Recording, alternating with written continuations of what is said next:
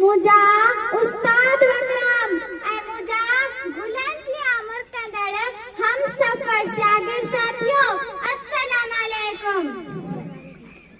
जनाब सदर अज असां पंहिंजे वतन अज़ीज़ जो क़ौमी ॾिहाड़ो निहायत जोश ऐं जज़्बे सां मल्हाए रहिया आहियूं। उनखे हासिल करण लाइ असांजे अॻुवाननि बेमिसाल क़ुर्बानी ॾिनियूं। अॼु उन्हनि जे क़ुर्बानी जे बदौलत ई असां हिकु आज़ाद ऐं ख़ुशहाल ज़िंदगी गुज़ारे रहिया आहियूं।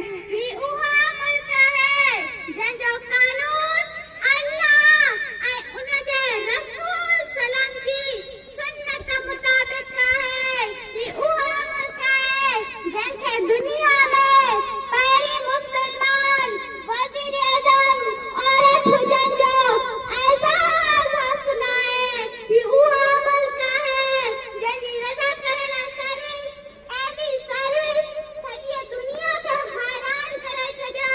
ही उहा मुल्क आहे जेको ख़ैरियत में मुस्लमान मुल्क आहे। ही उहा मुल्क आहे जिते कुदरत जी हर नेमत पानी जबल सरसब्ज़ समुंड दरिया ऐं कुदरती चश्मा मौजूद आहिनि। असांखे घुर्जे त कुदरती वसीलनि जो सही इस्तेमाल करियूं, पाण प्यार ऐं मोहबत सां रहूं ऐं दुख सुख में हिक ॿिए जी मदद करे इक्की ऐं बदीअ जो इज़हार करियूं ऐं वधि खां वधि इल्म में रहे पंहिंजे मुल्क जो नालो रोशन करियूं। पाकिस्तान